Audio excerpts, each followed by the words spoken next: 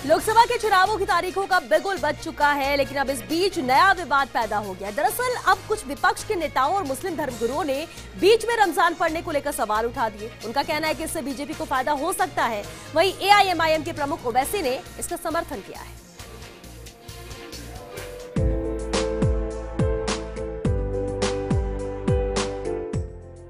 2019 की महाभारत का ऐलान होते ही चुनाव तारीखों पर भी संग्राम शुरू हो गया है।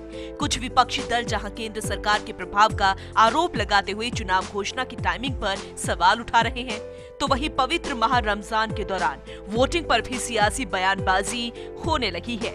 इसकी अहम वजह कुल 543 में से 169 लोकसभा सीटों पर रमजान के दौरान वोटिंग होना भी है। खासकर यूपी, बिहार, पश्चिम बंगाल और दिल्ली की अधिकतर सीटों पर आखिरी 3 चरण में ही मतदान होना है।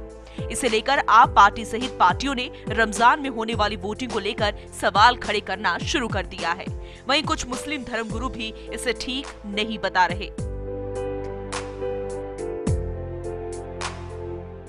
को जो है 7 फेज में रखा है, जबकि ये 5 फेज में इलेक्शन रख सकते थे।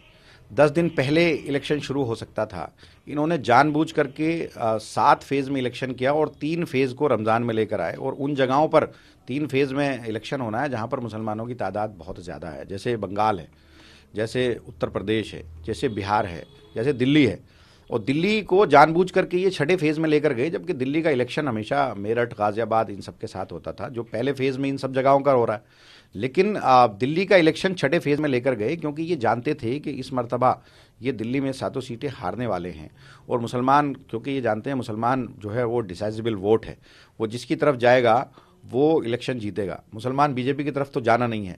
तो इनके पास यही एक रास्ता था कि गर्मी में, क्योंकि रमज़ान गर्मी में आ रहा है, और रमज़ान जानबूझ करके रमज़ान में इन्होंने इलेक्शन किया।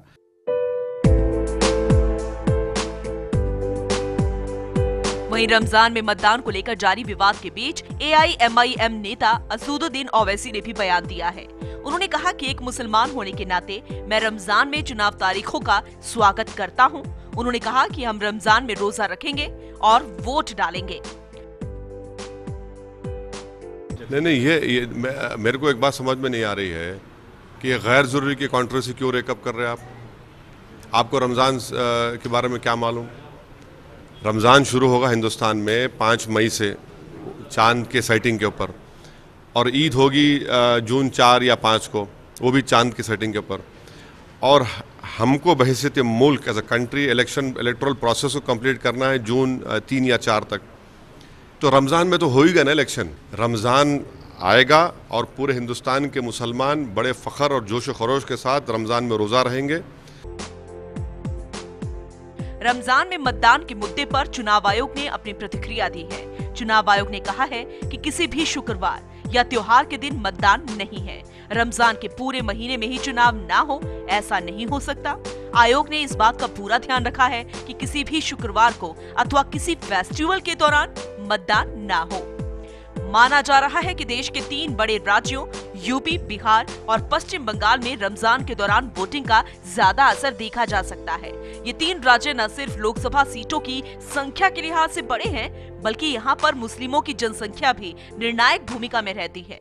दिलचस्प बात तो ये है कि इन तीनों राज्यों में ही सिर्फ 7 चरण में चुनाव होंगे। Bureau report, first India.